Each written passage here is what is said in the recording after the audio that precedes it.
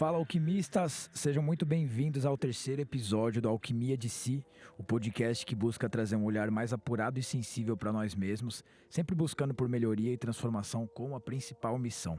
Hoje a gente tem nosso primeiro convidado aqui, que é o Daniel Rey, fundador do Instituto Karuna, coordenador de retiros e também instrutor de yoga e meditação.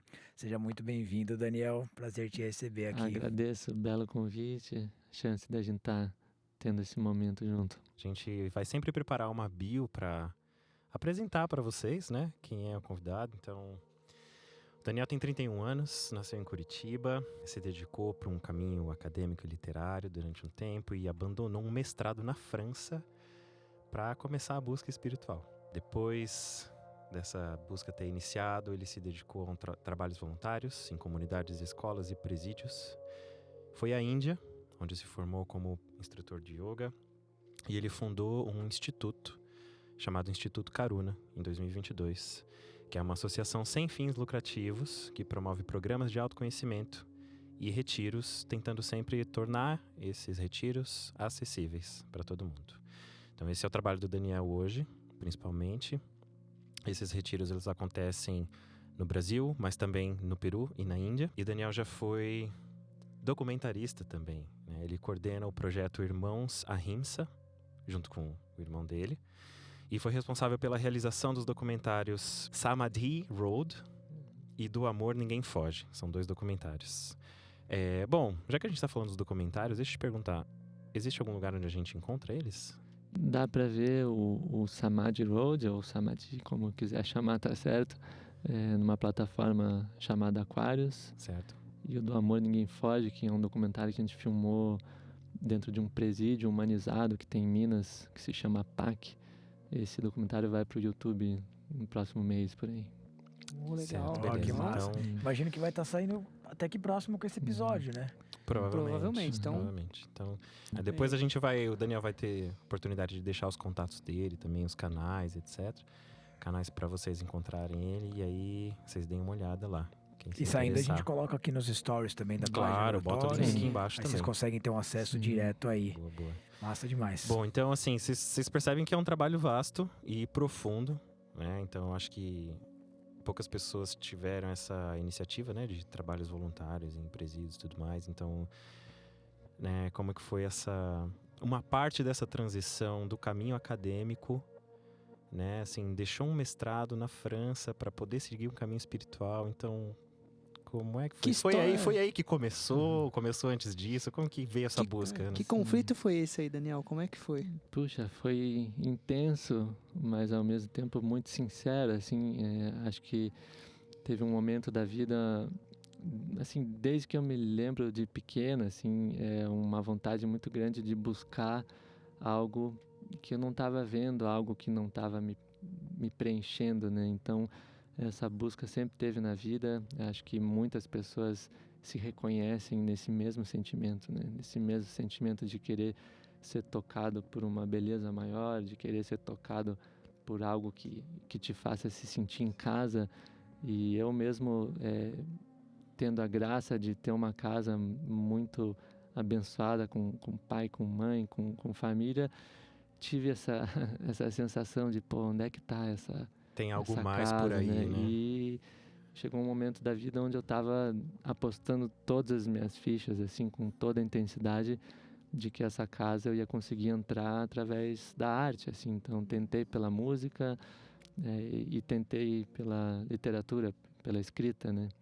Pela escrita de roteiro, pela escrita de livro e pela criação, sentindo que ali estava o que eu estava buscando, e não demorou muito para eu começar a desconfiar dessa crença que eu estava tendo, e desconfiar com peso mesmo. Mas quando eu fui desconfiar, eu já estava me projetando muito na vida para seguir esse caminho. Então, estava com a minha esposa já morando na França, a gente tinha passado num mestrado, tentando seguir um caminho, construir um caminho acadêmico para poder sustentar aquela vida de criação artística, né? Sim. E lá começou a ficar muito, muito, muito claro para mim que não era. Aquelas fichas estavam no lugar errado. Mas daí é isso, estava no lugar errado, mas daí onde é que eu ponho essa ficha? E o que eu faço? Então, aí entra o conflito, aí entra a busca puxa, sinto que se a gente, pelo menos para mim, o que eu tive como ferramenta foi realmente entrar num processo de muita sinceridade para buscar esse lugar, para colocar essas fichas enfim, e de repente comecei a sentir que não era nada fora, era dentro.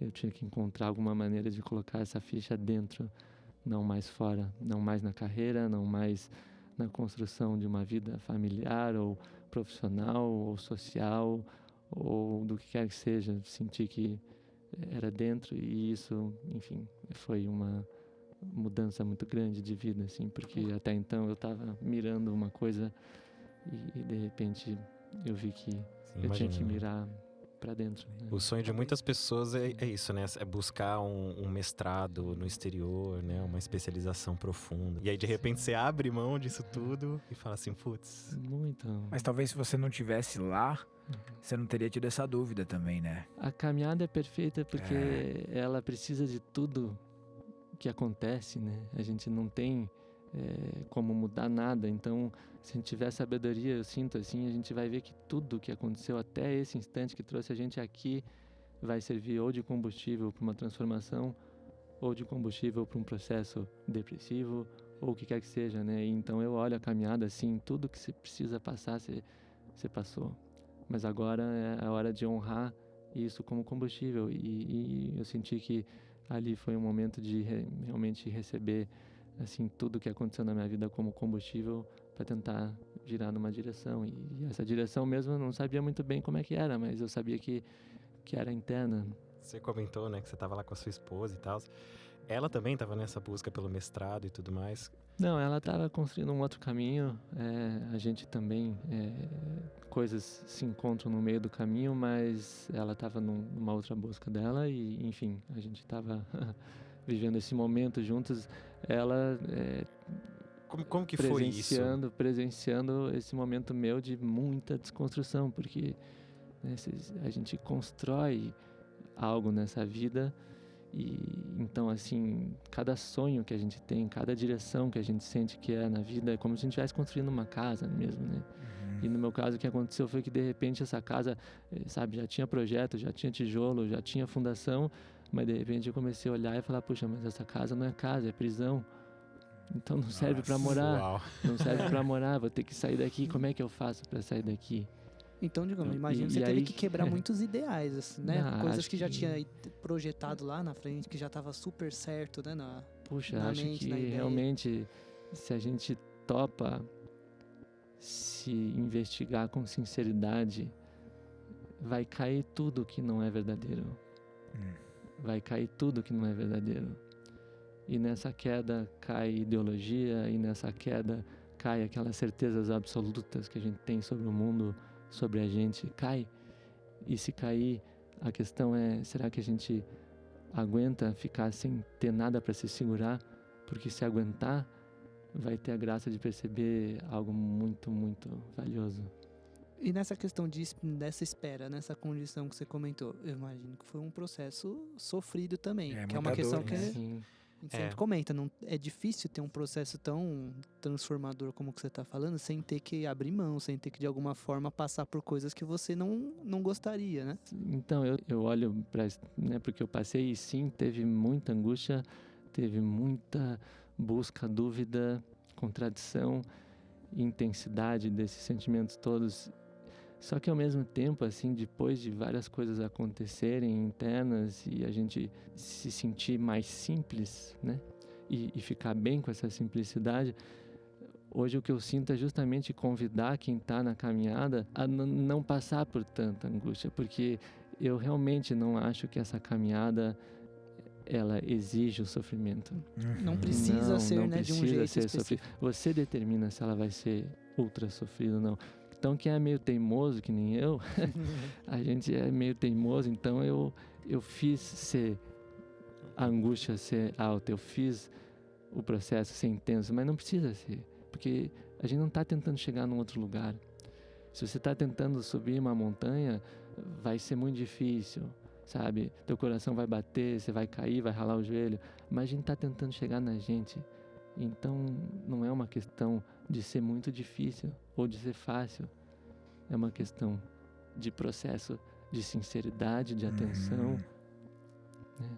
Então, o sofrimento, eu sinto que ele é muito relativo. Ele é opcional, né? Que a gente é muito induzido a achar que toda conquista tem que ser através do sangue, do suor, da dor. Se não for assim, ela não é validada, né? Mas não precisa ser assim, né? Então, acho que um dos papéis que a gente tem aqui enquanto interlocutor dessa caminhada do autoconhecimento, da espiritualidade, é desmistificar um pouco essa ideia de que é pela dor. Calma lá, tudo já é pela dor, então mais isso. A caminhada que era aonde que vem a alegria, né? A caminhada que era para ser da expansão, da beleza, da humanidade, da simplicidade de ser um ser humano, por que essa também tem que ser pela dor? Isso não quer dizer que a gente está rejeitando as dores que a gente sente, mas não está acrescentando, porque não precisa acrescentar. Já tem dor de sobra, né? Já chega o que deu, o que já é difícil. O processo é como é que a gente vai olhar para essas dores, mas olhar de um lugar sábio, olhar de um lugar que acolhe, olhar de um lugar sábio, porque senão a gente está sempre acrescentando dor, e esse processo a gente sabe que, enfim, tem feito o que faz com a gente e com o mundo, né? Não gera frutos que vão levar a gente para o caminho que a gente quer estar, né, no fundo do coração. E Daniel, quando você começou esse processo, né, de autoconhecimento e busca pela espiritualidade, assim, teve alguma filosofia, alguma doutrina, alguma coisa assim, por onde você começou? Então, qual foi o start, né? Eu tive, assim, realmente um momento bem presenteado, abençoado da vida, que foi ter sido levado pelos meus pais para a Índia quando eu tinha 14 anos. Nossa, que massa. E eles tinham tido uma experiência forte lá, algumas situações familiares fizeram eles terem essa vontade muito grande de levar eu e meu irmão para lá, para conhecer um vilarejo onde morava um guru, enfim. Chegou eu lá com aqueles 14 anos, no auge da adolescência, olhando totalmente para outras coisas da vida, mas desde antes da viagem já sentindo alguma coisa forte de estar indo para lá sem saber o quê.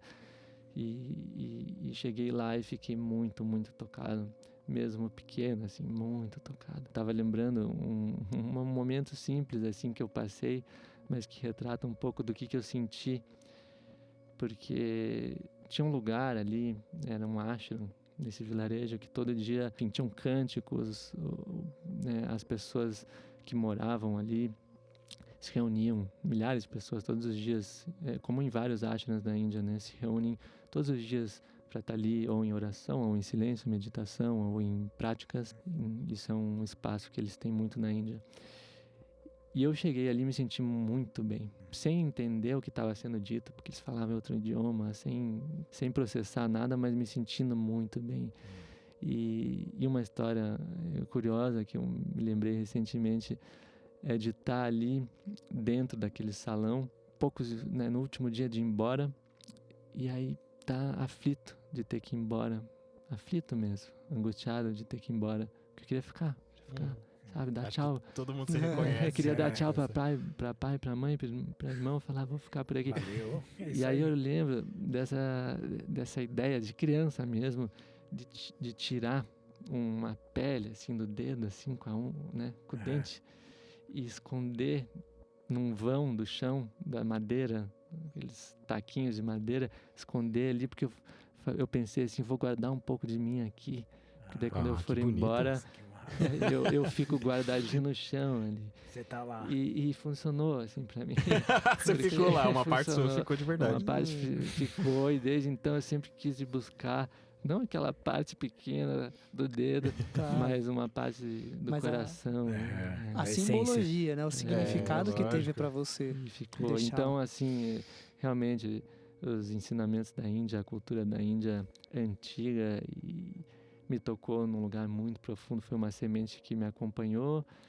Foram passando os anos, às vezes eu esquecia dessa semente, mas ela estava lá trabalhando, sem que eu visse. Que nem quando você planta uma árvore, esquece dela, quando volta ela já está maior, quando volta já tem uma fruta, assim foi. E então tenho profunda reverência pela Índia não enquanto filosofia, não enquanto tradição específica, enquanto terra de buscadores que deixaram muitos rastros para a gente então, se conhecimento guiar, vasto, né? E se uma inspirar. Sabedoria. Não vai adiantar tentar seguir o caminho deles, não vai adiantar seguir uma tradição, mas vai adiantar a gente se inspirar para seguir o nosso, né? Descobrir o nosso caminho. Você acha que os caminhos, eles são individuais para todos, assim? Não tem... Puxa, eu gosto desse ditado persa, se eu não me engano, que diz que tem tantos caminhos pro divino quantos seres. E eu sinto que é assim. Então todo caminho é um caminho. Ah, não, mas minha mãe me abandonou. É o teu caminho. Ah, não, mas o mundo é o teu caminho. Tudo é caminho. E essa é a maravilha dessa caminhada, eu sinto, porque ela nos coloca todos no mesmo lugar, que é o lugar do quê? De caminhar. Tá com sede? Tá sentindo algo te chamar? Tem um caminho na tua frente, você vai ter que descobrir ele. Alguém talvez diga, olha, mais por aqui ou por lá, mas a magia, o mistério e a potência dessa caminhada é que a gente tem que descobrir. Quem trilha é você, né? Por nós, tem que caminhar. Sim. Não tem receita, não tem mapa, né? Não tem. Não. Tem até uns mapas, mas às vezes eles dão no lugar errado também, então é melhor.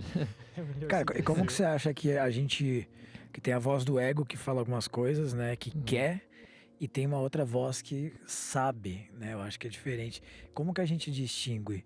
Ah, não, eu acho que o meu caminho é tal coisa, mas eu sinto que o meu caminho é tal coisa. Como distinguir essas duas falas simultâneas que a gente tem na nossa cabeça? É que tem distinção, né? Então, no começo. Eu acho que justamente essa dúvida já coloca a gente num lugar de busca. Essa dúvida já é valiosa. Duvidar é muito bom, né? Porque o que essa dúvida está querendo dizer? Eu quero seguir aquilo que é mais verdadeiro. Eu quero seguir aquilo que é mais verdadeiro. E esse processo de reconhecer que a gente quer isso, reconhecer isso já é muito valioso, porque a gente começa a ficar atento àquilo que não é verdadeiro. E realmente tem algo sendo produzido aqui dentro que não é verdadeiro, e tem algo sendo produzido aqui dentro que é verdade absoluta. E a busca é justamente a gente apurar, a gente decantar nossa consciência para ter essa percepção. E, de novo, não sinto que seja algo complexo, porque o que a gente está falando aqui? A gente está falando de se reconhecer da maneira mais sincera. E isso não pode ser difícil. Atuar é difícil. Né? Entra num teatro, vê aqueles atores atuando, que trabalheira. Eles têm que chorar, eles têm que fazer um monte de coisa. A gente vem atuando assim, e isso é difícil. Ser sincero é muito mais fácil. O acesso para a sinceridade é muito mais fácil do que a gente acredita. Só que estamos aqui num mundo onde o teatro é o hábito, né? É uma linguagem, é um hábito e uma linguagem, mas é do processo a gente começar cada vez mais se reconhecer na própria sinceridade. E isso é uma prática. Isso não é uma filosofia. Isso é todo dia pela manhã você se reconhecer aquela vida que está pulsando. Em toda relação, se reconhecer no lugar mais verdadeiro. E fazer da vida o processo que vai ensinar a gente a fazer isso. Que vai fazer a gente intensificar isso. E a vida é incrível, porque se ela é usada dessa maneira, para essa caminhada, meu Deus, como ela é rica de ensinamento, de ferramenta para fazer esse processo acontecer. Você diria então que esse seria o propósito da vida? Ou um dos? Essa pergunta é de $1 milhão. Não, mas a visão do Daniel. Não, sim, claro. Cada um. Eu sinto que é importante falar de propósito, porque você veja uma palavra bonita. Sim. Parece, mas né? que vem entristecendo muita gente. Vem entristecendo e angustiando muita gente. Sim. Qual é o meu propósito? Porque tudo vira uma questão. E tudo vira um questionamento, se está no propósito ou não. Mas calma lá, vamos olhar. Quem é esse que vai dizer se uma coisa está no propósito ou não? Inclusive eu aqui, quem é esse que vai dizer qual é o propósito? ele é esse ser de narrativa, né? Porque ele vai dizer o que é o propósito, vai explicar, vai dar motivo, vai comparar. Isso é mais bonito do que isso, né? E um ser de silêncio, como é que ele percebe o propósito? Tá chovendo, o ser da narrativa vai explicar, vai comparar. E o ser de silêncio, como é que tá percebendo a chuva? Acontece uma coisa boa na tua vida, o ser de narrativa vai lá e vai falar, pô, isso é bom, vai perfumar aquele acontecimento bom. E se acontecer uma coisa ruim, como é que esse ser de narrativa vai explicar esse propósito? Então, eu sinto que falar de propósito também é falar sobre mente humana, que tenta definir propósito, porque vai que não tem. Os animais não pensam no propósito deles, né? Vai que não tem, é muito bom. Vai que o propósito da vida seja simplesmente a vida viver. em si, a vida em si. Porque o propósito, enquanto narrativa, ele coloca a gente num lugar onde também a gente está sempre tentando que fazer coisas que têm muito valor, né? Então, você vai lavar um prato, daí você não sente que está vivendo o teu propósito. Sim. Mas lavar um prato é fundamental. Também é um propósito. Entendeu? E às vezes vai fazer coisas, pô, mas eu tô ali esperando na fila do banco e não tô vivendo meu propósito. Como assim? Sabe?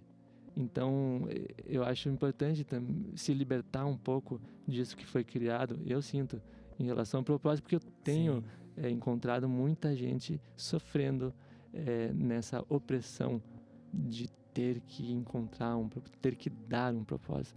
Calma lá, quem é a gente para dar um propósito? Vamos perguntar para as estrelas o que elas pensam da gente, porque que resposta que a gente teria, né? Qual que é o propósito? E aí o que acontece? É a gente entrando nesse mundo da mente que compara, que analisa, que interpreta. E quando a gente se abre para esse ser de silêncio que eu estou chamando aqui, enfim, para esse aspecto silencioso dentro da gente, tem algo aqui que não tem a necessidade de interpretar. E se você perceber, na vida tem isso o tempo inteiro. Você vai e olha uma flor. A gente chama de margarida. A gente chama um nome, uma de função, né? ver cores e dar o nome das cores. Mas aquilo em essência não tem nome. Aquilo em essência está em silêncio. E essa vida que está pulsando aqui não é a mesma que uma flor? Por que ela é tão diferente? Por que a gente se distanciou tanto da simplicidade da vida? Porque se a gente olhar a vida, olha quem está cumprindo o maior trabalho nesse planeta é o Sol. Ele está ali em silêncio. A gente põe a roupa para secar, acho que a gente que está secando, o Sol está fazendo tudo. Está dando vida, está fazendo tudo e está em silêncio. Vamos ficar quieto um pouco também. Então, o convite acaba sendo esse, sabe? A gente já falou demais. A vida inteira dentro da gente, fora da gente. A vida inteira sobre propósito ou não propósito. Sobre quem eu penso que sou ou que não sou. Sobre o que eu quero ou que eu não quero. A gente fala demais. Sim. E aí chega a morte, a gente se espanta porque ela tá falando, olha, deu de falar. E agora? O que sobra?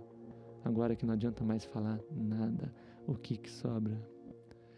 Então, nesse processo, a gente está querendo antecipar esse momento da morte mesmo e ver se a gente se calar agora, o que sobra?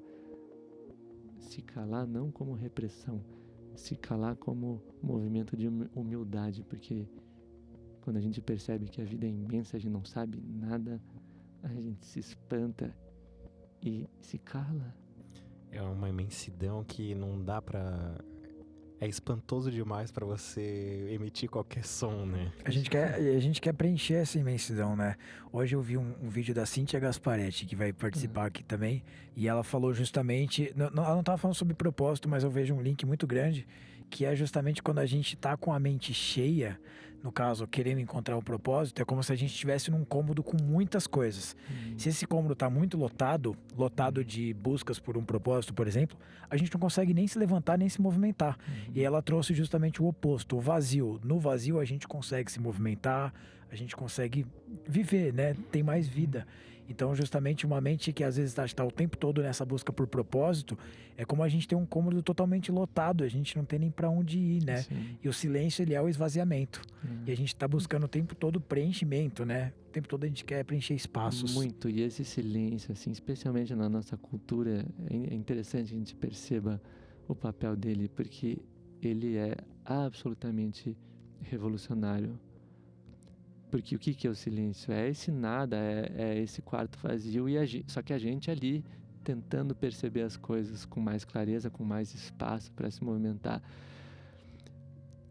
É esse nada. E a gente está nessa cultura onde ser nada é a pior coisa do mundo. Ser nada é a coisa que está todo mundo querendo fugir. Ser nada é sinônimo de fracasso, desistência.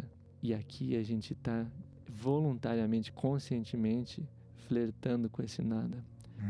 E isso é muito revolucionário, porque a gente é condicionado, criado na vida para sempre se apoiar em alguma definição. Né? A gente chega para as pessoas... títulos, né? Os Sim. nomes. Quem não você é. sou... Então a primeira coisa é Sim. essa profissão, o que eu já né? fiz, onde é que eu moro. Então muitos atributos. Sim. E a gente é formado assim, né? E não então, tem esse estímulo que você falou, né? De, por exemplo, de ter momentos de silêncio ou experiências disso. E quase nada, lógico. Então, claro. Na nossa realidade, pelo menos aqui, sim. Ocidente, mas é bem complexo. Que uma das formas de produzir hoje em dia é exatamente através da linguagem, né? Através da fala, né? Então, por exemplo, você veio do meio acadêmico, né? A quantidade de trabalhos que você tem que fazer, páginas e páginas que você tem que escrever, né? Existe esse incentivo, como você falou, né? Esse incentivo a produzir conteúdo de alguma forma, né? A gente tá... Acho que uma das formas mais explícitas são as redes sociais hoje em dia, né? Assim, é coisa que não acaba mais e todo mundo falando sobre um assunto. Tem opinião sobre tudo, né? Sim. Todo mundo muito, sabe sobre muito, tudo e opina sobre tudo. E não ouve a opinião de ninguém. Todo mundo tem uma solução infalível.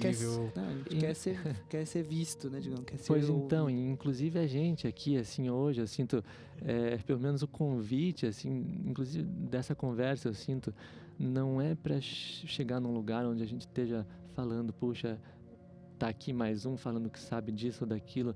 Não, mas tudo aqui num espírito de convite para se olhar.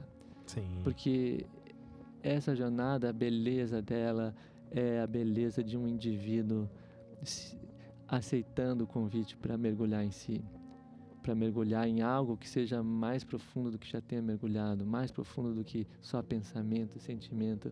Então, eu sinto assim muito o valor de uma conversa dessa como convite individual. Isso é uma coisa que a gente, desde o primeiro episódio, a gente falou e, bom, já que estamos aqui, vamos deixar claro de novo, né? A gente traz as pessoas aqui, né, exatamente para que, através da vida delas, as pessoas possam enxergar as possibilidades da própria vida, né? Então, assim, como a gente estava falando, não existe mapa, não existe rota. A gente mesmo não acredita nisso, né? Totalmente. Não existe verdade. Não existe verdade absoluta, né? Cada um vai ter que achar essa. que não existe verdade absoluta. Inclusive essa. E aí as pessoas vão ter que achar os seus caminhos, né? Então, assim, que essas conversas possam ser inspirações. Muito. Né? Para as pessoas olharem para dentro, olhar para tudo que aconteceu nas vidas delas. Sim. E pensar assim, poxa, também existe a possibilidade de eu, por exemplo, né, deixar o meio acadêmico e procurar algo que me torne mais feliz. Claro. E pode não ser a busca espiritual, que seja outro tipo de busca, mas que é possível, né, fazer uma escolha diferente a partir do ponto em que você está agora na sua vida, né, você que está aí ouvindo. Tem aquele ditado, né, mente vazia é oficina do diabo, mas é o contrário, né? Sim. Mente cheia, cara, é mil vozes falando na nossa cabeça. Pra onde a gente vai? A mesma coisa com o GPS falar ao mesmo tempo, vira à direita, vira à esquerda, siga reto, pare, avance. A gente fica louco, a gente frita uma hora com isso tudo, né? Sim, e o silêncio, ele é estacionar. A gente tem uma história boa que ela sintetiza um pouco isso, eu sinto de trazer aqui, assim, porque ilustra. Teve aquele personagem famoso no Ocidente, Alexandre o Grande, né? Enfim, grande não sinto que tenha muito, mas ele saiu aí dominando os povos, matando um monte de gente numa sede doida de ambição. E ele chegou até a Índia. Isso é histórico mesmo. Eles chegaram até o vale, enfim, onde tem o rio Indus, que deu o nome da Índia. E diz a lenda que tem várias histórias na Índia que contam sobre. E uma delas conta dessa chegada dele, e ele era discípulo de Aristóteles. Então, isso é histórico também. Isso é histórico. Ele cresceu escutando esses mitos gregos, os heróis, tudo. Cresceu sonhando se tornar um Hércules da vida e foi fazer o que fez, querendo atingir esse lugar de conquista absoluta, de realização absoluta, conquistando o mundo, dominando tudo. E chegou na Índia. O Aristóteles tinha falado para ele: olha, algumas coisas que eu quero de você, dê um jeito de trazer o Bhagavad Gita, que é uma escritura de lá, e dê um jeito também de encontrar um sábio. Então, que quando ele chegou, ele conseguiu ali um intérprete e foi caminhando, perguntando: puxa, cadê o sábio dessa vila? E levaram ele até um homem que chegou lá, estava no rio, sentado em cima de uma pedra, nu, sem nada, olhando o rio, olhando o sol. E o Alexandre olhou aquilo e falou: meu Deus. Foi se aproximando e viu que estava aquele homem lá, assim, com aquela cara de bobo pro nada. E o Alexandre trouxe a pergunta: o que você está fazendo? E esse homem falou: eu estou contemplando o vazio. E você? E o Alexandre falou: eu estou conquistando o mundo. E daí os dois morreram de rir da loucura do outro, da loucura do outro. Aquele homem sentado na pedra em alegria profunda, contemplando o vazio, e aquele outro na correria, tentando conquistar o mundo.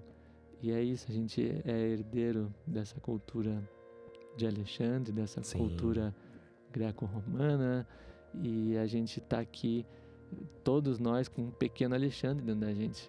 Sim. Querendo conquistar, querendo fazer, querendo, sabe, sempre calcular a vida por do número. Herói, né? Isso. Como você comentou, né, do Hércules. E sempre, um exemplo, sempre se contando a própria história. Quantas vezes a gente não está se contando a própria história? Tentando encontrar o próximo capítulo, corrigir o outro, avaliar os capítulos. E, puxa, quanto sofrimento, né? Quanto sofrimento. Será que não tem uma outra forma da gente se contemplar e viver, né? Então, enfim, esse vazio é uma porta aberta. É bom que a gente saiba que essa porta existe nessa cultura, porque ela não é, nem sempre ela é falada ou contemplada, né? Sim. E é isso que você acredita que hoje vocês buscam, né? Oferecer nos retiros, né?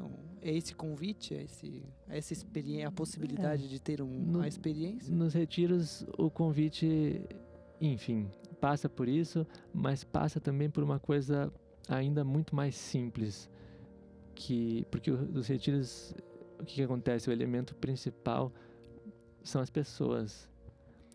A gente normalmente vai para uma casa de montanha, e esse convívio num propósito desse, de olhar para dentro, de encontrar a maneira mais sábia de olhar para si, de se acolher e de produzir menos sofrimento dentro de si, é muito valioso em comunidade, porque um traz um coração e de repente você olha para aquele coração e vê que você está olhando para o teu, e a coragem daquele de trazer, às vezes é a coragem que te falta, e ali você teve o outro fazer isso. Então é uma troca muito, muito rica e valiosa, onde não tem guru, a não ser a vida em forma de cada um, em forma de natureza também, porque há muita natureza, muita caminhada, e isso tudo eu sinto que enfim, é um processo simples de resgate da nossa humanidade também. Tem uma coisa que eu queria perguntar há mais tempo até. Eu participei de um dos retiros recentemente, né, Daniel? A gente bateu um papo lá no retiro e tudo. E é sobre esse trabalho voluntário que você fez. Eu não sabia que você tinha passado também por comunidades e escolas, né? Você tinha comentado sobre o trabalho nos presídios. Mas eu gostaria que você comentasse um pouco, assim, como é que isso foi um convite que surgiu? Foi uma ideia que você teve? E como que era a sua contraparte nessa participação, né? Essa vontade ficou muito forte lá na França, depois desse período de transformação, se a gente pode chamar assim. E fiquei com uma vontade doida de voltar para o Brasil e conhecer mais as pessoas, o povo que eu não conhecia, situações que eu não conhecia, e ver se de alguma maneira eu conseguiria encontrar uma forma de me colocar a serviço. O voluntário me chamou sem que eu entendesse muito bem o que era aquilo, e hoje eu vejo que o espírito de voluntariar, eu sinto que é uma coisa central dessa caminhada, porque se a gente perceber o que tem no espírito de voluntariar, a gente está falando que ao voluntariar a gente está dando mais importância para a grande vida, não para a pequena vida mais. Voluntariar, você quer o quê? Você quer estar a serviço da grande vida, não mais da pequena vida. E eu vinha de um movimento onde eu estava só concentrando na pequena vida. Como é que eu potencializo a pequena vida e fica olhando só para ela? Então, voluntariar foi esse chamado que me veio, que eu achava que era um chamado prático, assim. Então, eu preciso ir. Vamos para a escola, vamos para a comunidade, vamos para a presídio, porque eu queria sair de mim e me entregar um pouco naquela ação e escutar aquelas histórias. E, enfim, e foi algo extremamente central, assim, do processo da caminhada e que eu realmente recomendo, se não de uma maneira concreta, voluntariar em algo, trazer esse espírito de voluntariado para a vida, porque se você olhar, ele pode estar disponível a vida inteira, né? Enquanto você pode trabalhar enquanto voluntário, você pode estar na família enquanto voluntário, porque qual que é a beleza disso? Voluntário está por escolha. O funcionário está por obrigação normalmente, e às vezes a gente está sendo funcionário da gente mesmo. E aí está por obrigação nas relações, está por obrigação e ser voluntariado. Então, ser voluntário, assim, é um passo de liberdade para a gente realmente escolher estar onde a gente está, para estar a serviço da família que você tem, do trabalho que você tem, da cidade onde você vive. Nossa, que bonito isso. E puxa, você pode levar isso para todos os lugares, né? É difícil você ser voluntário não sinceramente, né? Pois então, É ser voluntário obrigado aí o nome, né? E é isso, qual que é a beleza do voluntariado? Qual que é teu pagamento enquanto voluntário? Você não recebe remuneração. O pagamento é teu envolvimento. O que você recebeu? Você está querendo se envolver. E você está tão afim de se envolver com aquilo que esse é teu pagamento. Você se sente remunerado. Isso acontece, às vezes, de verdade, até com pessoas que estão juntas aí nos retiros voluntariando. A gente tem uma verba sempre muito pequena, a gente faz pelo Instituto, que não tem fim lucrativo, mas às vezes, enfim, surge ali a vontade de remunerar alguém que está voluntariando, sabe, dar uma ajuda de custo para alguém, e a pessoa fala, não, e isso já aconteceu algumas vezes, eu não quero, já estou sendo pago. Só que de outra maneira. Não é com preço, é com valor, né? Uma diferença sutil. Puxa, esse espírito eu sinto que a gente precisava muito enquanto sociedade mesmo, nossa, assim, total. porque é cada um trabalhando por si e o mundo que vai ser, ele não dá conta de tanta gente trabalhando por si. Ele precisa da gente trabalhando pela vida, trabalhando pelo mundo.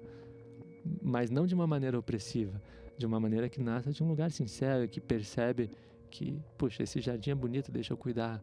E o meu pagamento não é arrancar a flor, é ver ela brotar. E como foi, né, Daniel, essa experiência de entrar em contato com pessoas, né, numa realidade totalmente diferente? Você não, não conhecia e ouvir histórias difíceis, complicadas. Muito. Foi um processo de sentir que a vida nos humilda muito quando a gente se coloca diante do outro para escutar, principalmente quando esse outro está passando por vulnerabilidade que você nunca imaginou, que você nunca sentiu na pele.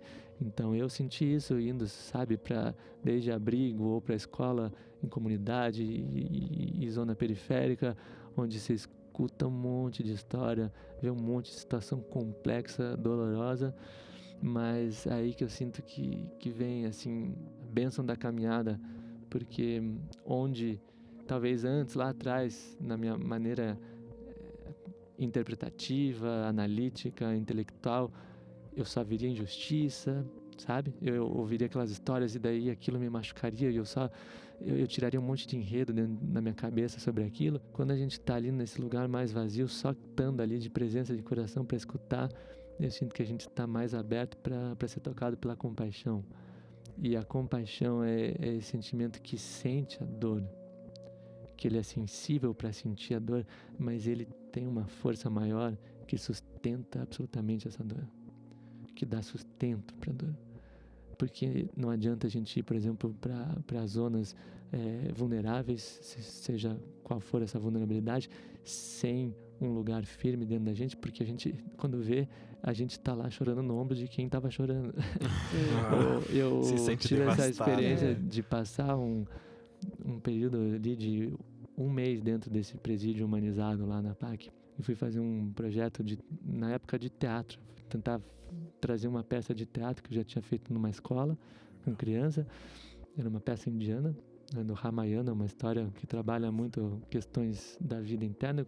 Eu não tinha ainda essa ferramenta do yoga para trabalhar com as pessoas, mas sentia vontade de fazer esse trabalho com as pessoas.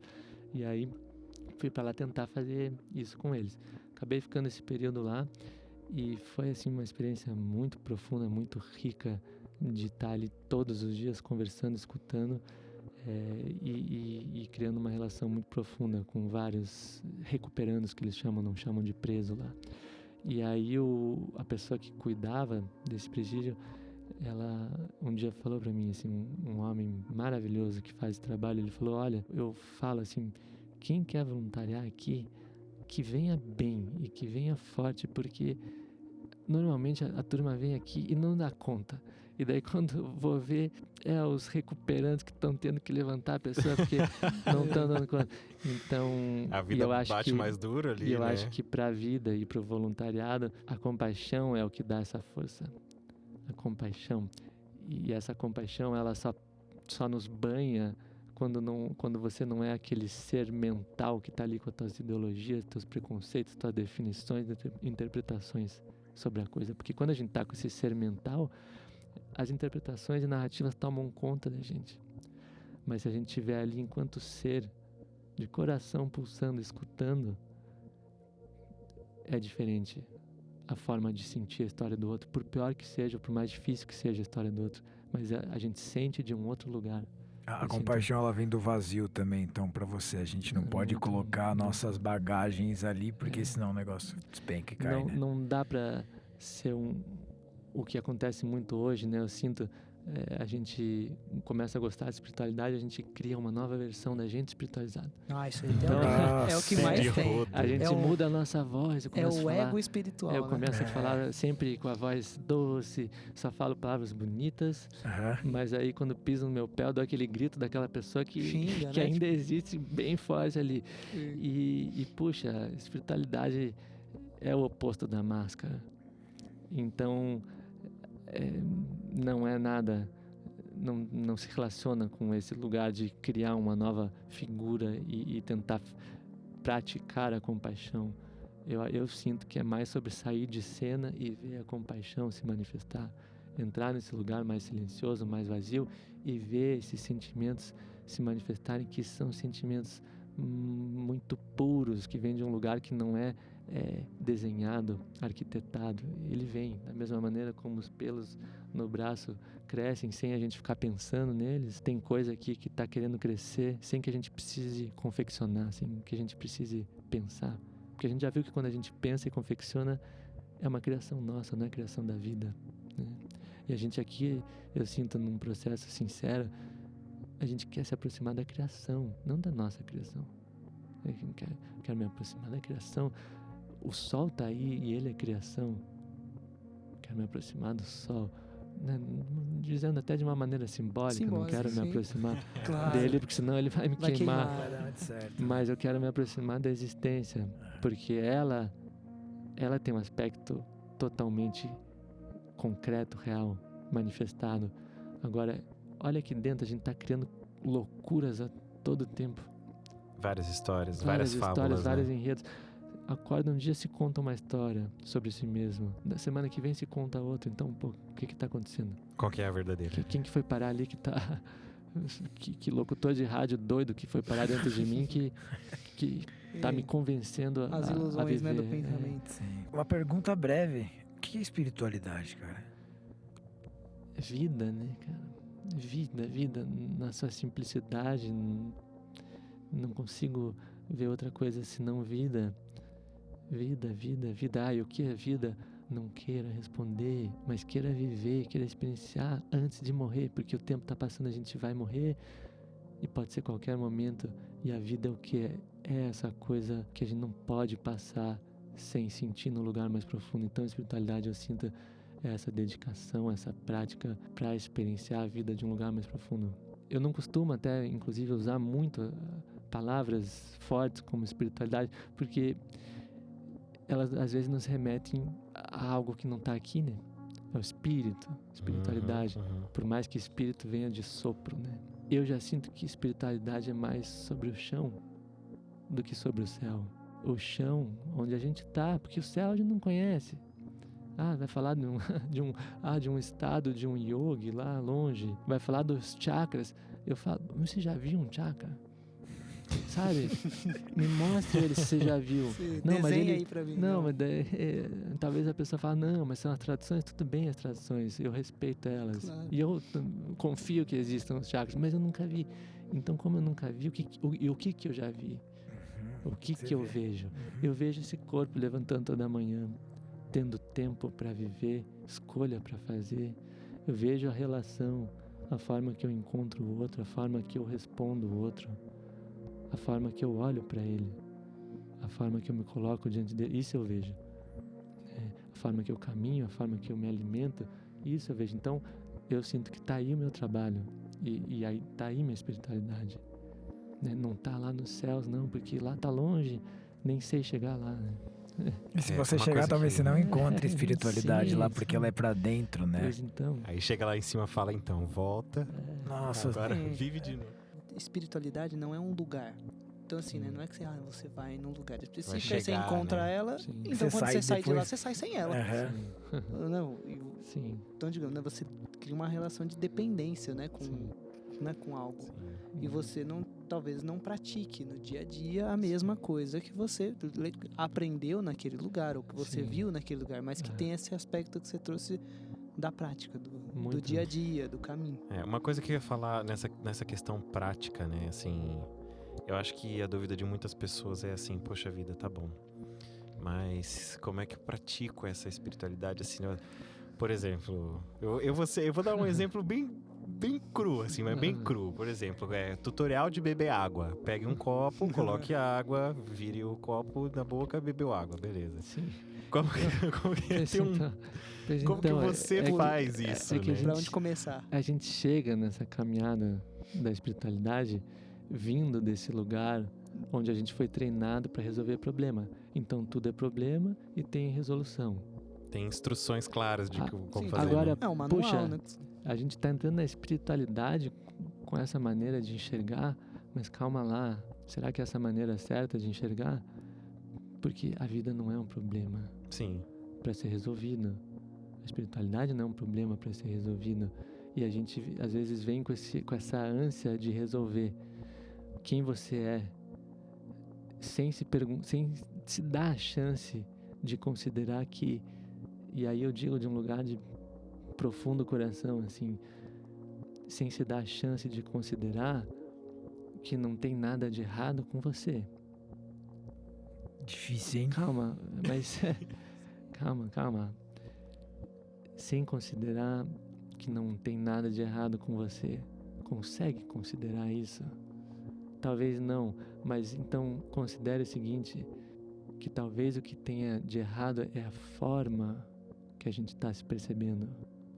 Não tem nada de errado com você, mas com a forma que você está se percebendo.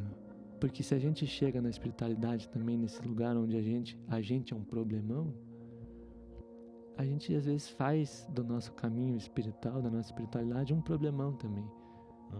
Porque faz um lugar que às vezes é austero demais, que às vezes se julga demais. Tem pessoas às vezes que entram na espiritualidade como eu entrei lá atrás, num lugar mental, fiquei uma pessoa com muito mais julgamento do que com simplicidade e humanidade. Então, o que é isso? Isso não é espiritualidade. Você tinha mais julgamento do que antes. Isso, porque o que aconteceu? Eu entrei de um lugar mental ali, começando a ler uns livros, tentando me guiar, e quando eu vi, vem essa mente se analisando, né? Se analisando e julgando o mundo, e falando, pô, mas então o mundo tá errado e eu tô certo, porque eu tô no caminho da espiritualidade, eu tô fazendo a coisa certa. Já começamos mal. Você deixa de ser observador e vira o agressor, na verdade, muito, né? Muito. E já começamos mal, porque espiritualidade sendo um movimento da gente se fundir na vida e se misturar, virar esse ninguém que é todo mundo e que se sente em união com gente, com bicho, com vento, com chuva. Esse lugar mental é um lugar de separação, onde sou eu e minha espiritualidade, sou eu e minha compaixão, sou eu e minha boa ação, sou eu esse voluntário. Não. Aí eu tô num lugar de separação, né? E eu sinto que daí é o oposto dessa proposta toda. Então, por isso eu trago esse convite pra gente que às vezes chega nessa caminhada e fala, meu Deus, como é que eu começo? Porque como é que eu resolvo esse problema? Mas calma, já tem problema demais. Você não é um problema. A gente precisa encontrar maneira de se relacionar com si e de se olhar, porque talvez essa maneira, sim, esteja errada, esteja equivocada, esteja distorcida. E o que você recomendaria para, por exemplo, uma pessoa que tá começando agora a ter esse chamado, assim? Então eu jamais ousaria entrar num lugar de recomendação, porque Justo. Cada peixe tá num rio, né? Me parece que tem algum tipo de jogo de forças, assim, alguma coisa, parece que tem algum tipo de batalha acontecendo que eu não consigo muito bem saber se é ou não. Mas tem pessoas que se interessam muito por desinformar e por criar separação, né? Tem pessoas que, assim, ganham muito com isso. Quer dizer, ganham, né? O que elas ganham? Pra elas é valioso, né? Pra mim não vale nada o que elas ganham. Mas eu sinto que tem uma disputa narrativa muito intensa, assim, de querer separar as pessoas delas mesmas, né? Em contrapartida, outras pessoas querendo trazer essa união. É o movimento de novo, do mundo, né? Sempre foi assim e sempre vai ser. Sempre será. O bem e o mal tá aí antes da gente existir. E você assim, não tem o que fazer. E esses movimentos nascendo mais da inconsciência, eu sinto, do que de um lugar de arquitetar maldade, sim. sabe? Nem todo mundo é perverso, nem todo mundo é perverso, da inconsciência, né? De quem tá naquela cadeira, não tá vindo da ignorância, da inconsciência. A pessoa nem sabe que ela quer, digamos, o porquê que ela tá fazendo isso. Às vezes ela tá fazendo, mas assim, às vezes tô dando só, chutando, mas claro. assim, às vezes ela tá numa carência dela e ela quer, né, ocupar um lugar, né, de reconhecimento. E aí ela encontra um reconhecimento lá no Instagram xingando todo mundo, porque aí ela ganha like, ganha visibilidade, ganha credibilidade, ganha gente que concorda com que valida o que ela tá falando, então ela se sente alguém. E às vezes a pessoa não sente aquilo no dia a dia dela. Então assim, a maioria das coisas a pessoa não faz nem ideia, né? Que ela sente essa insegurança, alguma coisa assim. Ela só vai lá e atua. Se alguém chegasse em você e perguntasse assim, bom, e como é que eu faço para começar esse movimento de olhar para dentro? Por onde eu começo, né? Sim. Então, a gente estava até compartilhando que, puxa, esse lugar de recomendar não é um lugar que eu me sinto bem para estar, não, porque quando a gente vê que cada um tá num caminho, cada um tá num momento dessa caminhada, o que é uma recomendação, né? Cada um tem um caminho, cada um tem um processo. O que eu sinto de compartilhar esse lugar de empoderar, pra gente se empoderar, entender que, puxa, olha a natureza, faz tão bem feita as coisas, sabe? Você olha a forma que nasce uma borboleta, que ela voa no ar sem esforço, a forma que a unha da onça tá ali pronta para fazer o que ele precisar.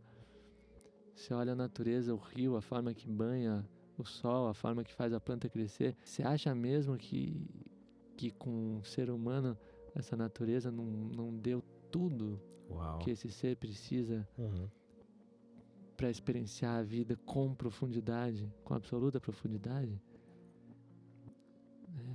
ela deu tudo o que ele precisa. E esse todo, né, que ela deu, não é roupa, não é elemento externo. Então, acho importante esse lugar de se empoderar enquanto ser humano e perceber que ser humano é uma possibilidade imensa, que independe do que está acontecendo na nossa vida. Por mais que seja difícil a gente acreditar nisso, porque às vezes o que está acontecendo na nossa vida, a nossa mente diz que deu para você, pronto, com isso aí que aconteceu já era. Mas eu sinto que o resgate desse lugar sempre fresco, dessa capacidade humana infinita de experienciar a vida, e que já foi provada por tantos e tantos caminhantes que caminharam e que estão caminhando, e que eles sim provaram dessa vida profunda e são testemunhas dessa vida. Eu acho valioso se empoderar, porque daí a gente começa um caminho novo, começa um caminho entendendo que isso aqui tem tudo o que precisa para fazer essa caminhada. Talvez não externamente, como acha que precisaria, mas internamente tem tudo o que precisa. Ai, como é que faz? E agora? Os comos de cada um vai encontrar o seu, né? Vão ser diferentes dos comos dos outros, mas essencialmente a gente está falando de um mesmo encontro, que é o encontro com a simplicidade do nosso ser. Simplicidade do nosso ser. Então eu sinto que simplicidade é uma palavra muito potente para essa caminhada, porque ela está dizendo sobre um processo de se voltar àquilo que é simples, não aquilo que é sofisticado. Porque normalmente a gente quer sempre se voltar para o que a gente pode ser, não porque a gente já é. Sempre na busca infinita do tornar-se. E aqui tem um resgate. Calma lá, a vida, enquanto vida, ela está aqui, está inteira. Deixa eu começar a olhar para isso, deixa eu começar a tentar sentir isso. Cada um vai ver com qual intensidade vai trilhar também, porque a sede de cada um é muito diferente. E de acordo com a sede, são os caminhos. Quem tem muita sede faz um caminho. Quem entra na espiritualidade meio como hobby, é um outro caminho, sabe? Eu dedico 32 minutos da minha vida para espiritualidade. Esse é um outro caminho. Acho que vai demorar mais, talvez, mas enfim, cada um é um caminho. Todos são impossíveis de adivinhar. Né? O que a gente tem para olhar aqui é ver qual é a sinceridade dessa sede. Sente que tem vida aí para você explorar? Sente que tem campo de crescimento te chamando? Tô com sede? Confia, porque a sede em si, eu sinto, é caminho. A sede como caminho, eu confio profundamente, porque eu olho pro meu caminho, assim, sim, claro. Enquanto caminhante, que é o que eu sou.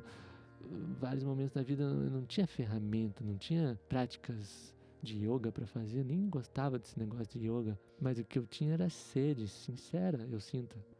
Uma sede, e essa sede eu olho, ela foi o caminho. Porque quando você está com muita sede, você vai encontrar o caminho. Agora, se vai ser pela janela, se vai ser pela porta, se vai ser cavando um buraco, aí vai da complexidade de cada um, né? Tem um caminho muito simples, que é abrir a porta. Outros tentam cavar buraco, outros tentam sair pela chaminé, e assim vai. Mas tem um caminho simples, que é abrir a porta. Que porta é essa? Vamos buscar ela? É o caminho simples, né? A pista é essa. A gente tem o costume de ver o simples como inferior sempre, né? Não, aquela pessoa é simples, ou aquela música é simples, aí já vem, naturalmente vem uma coisa já vem um desdém, né, quanto a isso. Tão simples quanto o vento, tão simples quanto o sol. Pois é. São coisas tão gigantes, né? E assim é. E não é uma dúvida, né? Se você não quiser não se importar, não precisa comentar, mas... A sua busca começou cedo, né? Talvez sim. Nessa experiência lá dos 14 anos, você sentiu, né? Ela já estava lá, culminou depois lá nos conflitos mais na frente. Mas nessa fase, né, da adolescência, por exemplo, você deve ter sentido alguma coisa de diferente em você, que destoava um pouco às vezes, por exemplo, dos outros, ou que tinha alguma coisa, né? Ou o olhar, né, até por exemplo, não tinha às vezes com quem compartilhar ou conversar o que você estava sentindo, o que você estava pensando. Rolou isso um pouco ou não?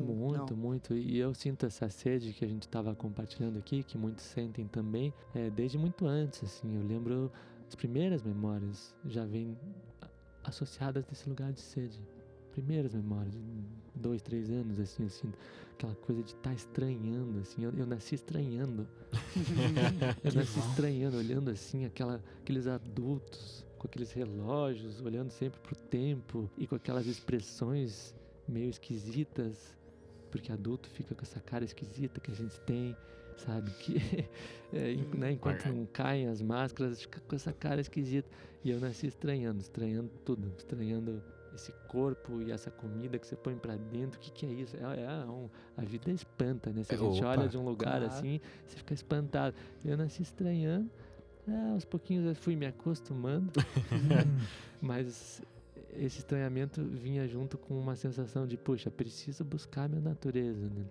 E com certeza nesse processo que foi se acentuando, em muitos momentos me vi absolutamente, assim, pelo menos na minha percepção equivocada, me vi sozinho. Porque a gente sozinho mesmo não tá, né? Sempre tem um mosquito picando a gente, tem alguém que a gente não tá vendo, mas tá caminhando na mesma direção. E que essa, inclusive, que eu acho a beleza de um aspecto que eu só fui reconhecer mais tarde como vital. Porque nesse momento da caminhada eu fiz ele mais solitário mesmo. Eu comigo, naquele processo, tentando me buscar. Mas depois, com esse movimento de retiros e tudo mais, comecei a ver o quão valioso é para as pessoas que vão, às vezes, no retiro, se encontrarem com pessoas que estão na mesma caminhada.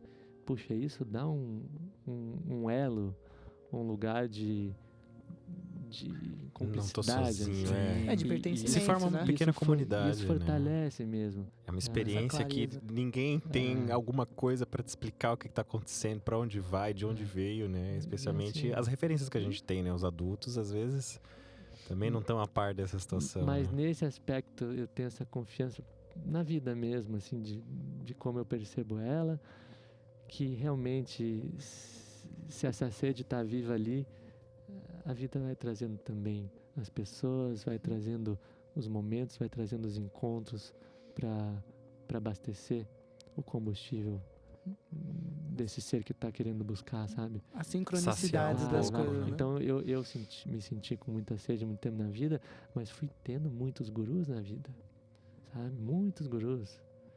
Gurus não indianos. É, isso que eu ia perguntar, gurus você diz. Meu avô, sabe? Da família, gente que aparece. Que não necessariamente precisa ser uma figura, né? E que foram profundamente valiosos nesse processo de buscar. Você acredita que existe um criador ou criadores de tudo, de toda essa existência aqui? Como que é o seu ponto de vista em relação a isso? Se eu for falar, vai ser mais uma crença, se eu falar no que eu acredito. Sim. O que eu posso falar é o que eu sinto, e o que eu sinto eu não posso falar porque eu só sinto em silêncio. Bom, a gente sempre usa imagens e metáforas, né, para se referir a alguma energia criadora, assim, né? E nesses momentos, né, que acho que quem se propõe a meditar um pouco, né, sobre perceber, né, a natureza e essa perfeição que você já falou, eu acho que você acaba vendo que tem uma organização, assim, que é tão perfeita, né, tão perfeita que, enfim, fica até difícil explicar. Assim, será que é tudo coincidência ou será que tem uma... E esse que é o barato, assim, eu sinto do processo. Compreender que explicar não basta. Por melhor que seja a explicação, vamos dizer que eu venho aqui e dou uma explicação super bonita.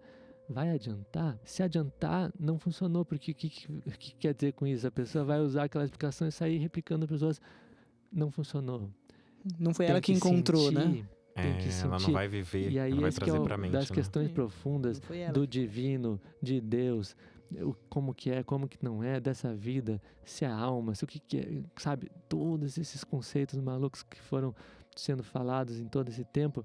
Chega um momento onde a gente olha e vê que ficar lidando com esses conceitos não mata essa sede. A sede é de água, e água tem que beber, a água não dá pra ficar olhando. Nossa, eu ia falar isso, e conceito espiritual, mesmo Deus, que é essa palavra tão profunda que a gente, enfim, quem se relaciona nutre essa relação profunda, não dá pra simplesmente ficar olhando. É algo pra ser sentido, pra ser tomado. Exatamente. Porque se não for tomado, vai ser só uma coisa mental, né? Então eu sinto que o valor, assim, é perceber que o que a gente tá falando aqui é de uma coisa séria, se eu posso usar essa palavra, no sentido de que não é uma brincadeira teórica, é uma jornada que está aí, quer a gente caminhe ou não, e é uma jornada de experiência. Todos nós, sendo esses seres absolutamente sensitivos e que têm a chance de tentar se aprofundar nessa experiência que é estar viva. Maravilhoso. E se a gente tiver essa experiência, quem sabe é isso, a gente chega nesse ponto onde só o silêncio vai explicar, porque palavra é pequeno. Não cabe, né? Palavra já tem uma distância entre a experiência e a palavra, e a gente quer esse lugar da não distância. Vai ficando em silêncio, mas não num silêncio que está se forçando ou está falando para si mesmo, não pense. Não, mas num silêncio que está ficando humilde diante da vida, quer perceber a vida. E está entendendo que para perceber a vida tem que silenciar. Sim. Porque falando, a gente percebe a voz, não percebe o que está acontecendo num lugar maior, né? Não quer mais explicar, né? Quer viver isso, ao invés de explicar. Quer viver. Sim. E aí eu acho que começa uma transição muito grande dentro da gente, muito grande. Sim. Que até então a gente via direcionando nossa energia para esse diálogo com a mente, onde isso nos levou para lugares que nem a gente sabe. Sim. Eu ia falar só a gente sabe, mas nem a gente sabe. Exato. E aqui o silêncio vai trazendo para um lugar. A gente está num lugar. Que lugar é esse? Você está aqui, está vivo? O que é isso? Sem definir, sem explicar, mas qual é a experiência de ser isso que você é hoje? Puxa, não é um já exercício. É muita coisa, né? Não é um exercício forte esse, eu sinto. E aí a gente começa a ficar com vontade disso.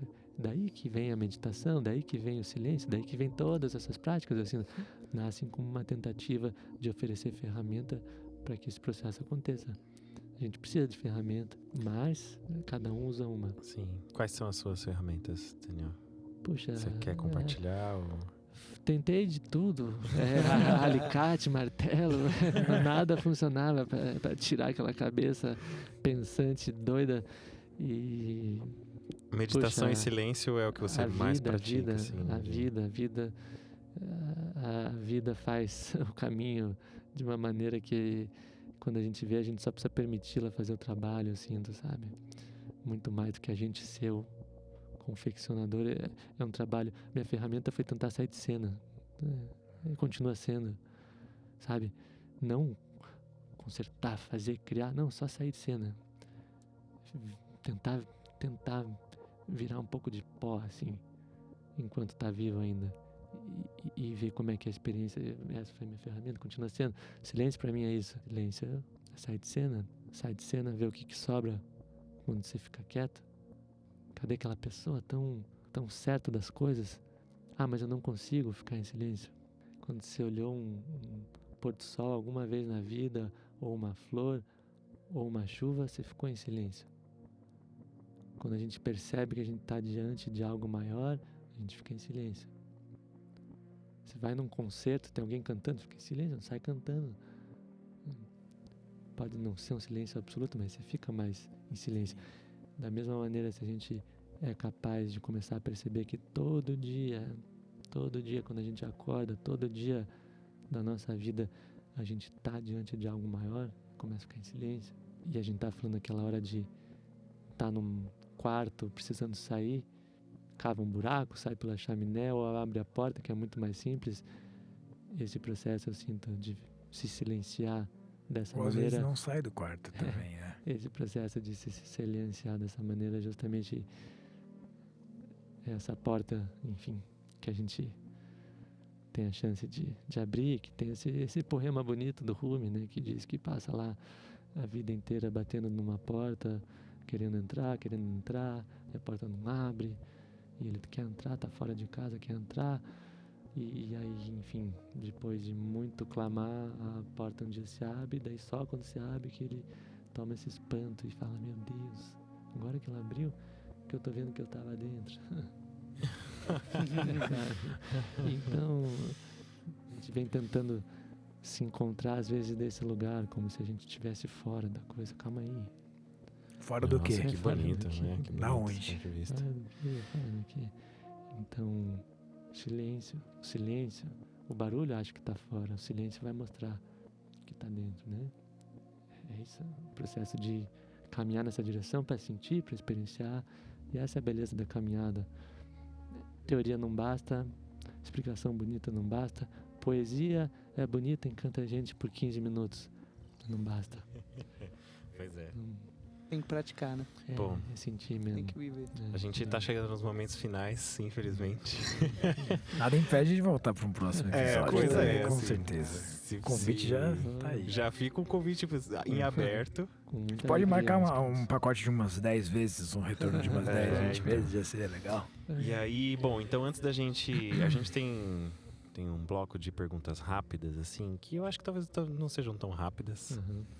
Então, antes da gente ir para esse bloco, eu gostaria que você dissesse pro pessoal que se interessou pela conversa, né? Como que eles podem encontrar você, de alguma forma, entrar em contato com você. Sim. Participar dos retiros, né? Rede social, conhecer YouTube, o trabalho mais perto, conhecer o Instituto Karuna, que eu particularmente, Daniel não está me pagando nada para fazer essa propaganda. Não é publi. Não é uma publi. Mas assim, porque o Instituto tá meio falido, não tem como pagar. Então essa publi é voluntária também, minha parte do voluntariado. Aí já tá começando já a praticar. Primeiro passo. Mas assim, é uma experiência diferente de tudo que a gente espera de um retiro, assim. E diferente de um jeito que tem a possibilidade de fazer você... Eu ia falar assim, voltar melhor, mas é que entra nesse lugar também, né? De... Voltar já tá bom, né? Então, mas Não, nem voltar, melhor voltar. Você vai voltar diferente. Assim, se você tá buscando algo diferente, se dê oportunidade.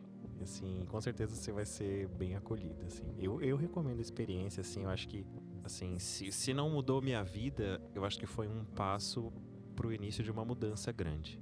Então, Daniel, por favor, como que a gente te encontra? A gente tem aí uma página no Instagram, site, em nome de Instituto Karuna, essa associação que a gente fez para ancorar, para sustentar o retiro de uma maneira que fosse sem fim lucrativo, numa tentativa de deixar claro que a finalidade realmente não é financeira nesse trabalho, a gente tem uma finalidade, daí a gente usa essa palavra, de propósito mesmo, para estar ali com as pessoas e enfim, tentar fazer um trabalho muito especial. Então ali tem no site institutokaruna.org.br. Bom, a gente vai deixar todos os links aqui embaixo também, né? Nas descrições de onde você estiver vendo aí, YouTube, Spotify. E é isso, vamos para as perguntas rápidas, que eu acho que não vão ser tão rápidas assim. Tem uma que eu quero te fazer, que você falou brevemente no retiro também, que é o seguinte: qual que é o seu ponto de vista sobre a morte? O fim da vida humana, como que você vê isso? Eu só vejo vida. Ou a morte aqui não... Eu vejo a morte como um processo da vida, sabe? A gente, com as palavras, cria coisas, cria distâncias, cria significados, e a morte eu sinto que é uma palavra forte demais, porque ela se apresenta como antítese da vida. E talvez por isso que a gente tenha tanto receio, tanto afastamento em relação a ela, porque parece que é a antítese da vida. Eu não vejo como antítese da vida, eu vejo como elemento da vida. Sem morte não tem vida. Ela tá dentro da vida. Como se não fizesse parte, né? E então, realmente, é um elemento chave dessa existência que a gente precisa ter essa coragem de fazer essa coisa tão simples que é realmente conceber a nossa mortalidade física. Porque é incrível, parece que a gente sai vivendo por aí como se a gente não fosse morrer. Totalmente. E aí quando chega uma doença, quando tem um acidente, quando tem alguma coisa, ou mesmo quando tá com 100 anos, relembra, né? Tive um bisavô com 100 anos, mas com 100 anos não queria morrer. Então... não viveu tudo ainda. É algo que eu sinto da gente ficar totalmente consciente, porque vira combustível para uma vida dedicada, para uma vida, sabe... Você vai morrer, então é hora de honrar aquilo que está no teu coração. Tá guardando para depois, mas não tem. Ah, mas tem outra vida? Você não sabe se tem outra vida. O que você sabe é que esse corpo logo vai estar no chão, então não tem depois. Aquilo que está no teu coração não tem depois. Eu vejo a morte, então, como essa grande propulsora de vida. Só tenho que aprender com ela. Uau. Massa. Segura essa resposta agora. Qual que é o maior obstáculo que você acha das pessoas buscando espiritualidade? Qual que é o maior problema do mundo? O maior problema do mundo? Puxa, inconsciência. Qual que é a maior virtude do mundo? A consciência. Faz sentido. Existe... Você lida com algum medo hoje em dia? Medos estão aí, mas quando a gente realmente entende que eles são filhos da imaginação, aí você vê se você quer deixar esses filhos morarem com você ou se não precisa. Deserda todo ele. Como fazer amizade com o tempo? Eu gosto de olhar ele como sendo servidor da compaixão, assim. Ele é a garantia de que tudo passa, ele é a garantia de que nada que não é permanente vai durar. Então eu vejo ele como a garantia da gente poder brincar com a vida, porque ele vai varrer tudo. Como que eu não consigo continuar? Eu fico me leva para tantos lugares. Nossa, que é difícil dar uma continuidade. A graça é essa. Mas o tempo não à toa é um deus, né? Na maioria da sabedoria, justamente, né? Porque muito sabiamente, ele é talvez muito mais, né, do que a gente considera. Muito. Se você pudesse deixar um conselho para a humanidade, assim, tudo que você já falou, tudo que você já registrou desapareceu. E você tem a oportunidade de deixar um conselho antes de deixar a existência. Qual seria? Vamos se cuidar, gente. Cuidar de você, do outro, de você, da planta, da terra, do rio. Cuidar. É isso. Bom, então, tudo é cuidado, né? Ficamos por aqui. Agradecemos muito aí pela... Nossa, que presente maravilhoso, assim, que honra, né? Pois é. Eu que agradeço profundamente vocês estarem fazendo esse serviço, se colocando como interlocutores dessa caminhada. Essa caminhada precisa disso, a gente se reconhece. É bonito falar da caminhada porque é um lugar de coração. E é onde a gente se reconhece. Todos um coração tentando crescer, tentando... Então, desejo profundas conversas pela frente e que cheguem nas pessoas certas, confio que chegará. É isso, agradecer aí, Daniel, mais uma vez pela presença. Pois é, que privilégio. Que privilégio, acho que a gente começou com o pé direito aí, né? O primeiro convidado, nossa, pra mim é a perfeição da vida se mostrando, a gente vê como o primeiro papo com uma quarta pessoa aqui ser com você, que presente maravilhoso. E bom, pra quem tá chegando aqui, né, na Taurus pelo episódio, a Taurus é um coletivo que busca falar sobre autoconhecimento e arte. Muitas pessoas que estão ouvindo aqui provavelmente devem ter vindo pela página no Instagram, mas a página ela é só um pedaço do nosso trabalho. Inclusive a gente está buscando sair, né, desse movimento do Instagram também e ir para outras esferas. Por isso que a nossa ideia desse podcast é justamente você poder ouvir a gente no ônibus, sair um pouquinho do Instagram, ouvir a gente no ônibus ou lavando louça, na academia, andando por aí. Onde quiser, onde puder. Onde você quiser. Ficou triste, ouve a gente. Tá feliz, ouve a gente.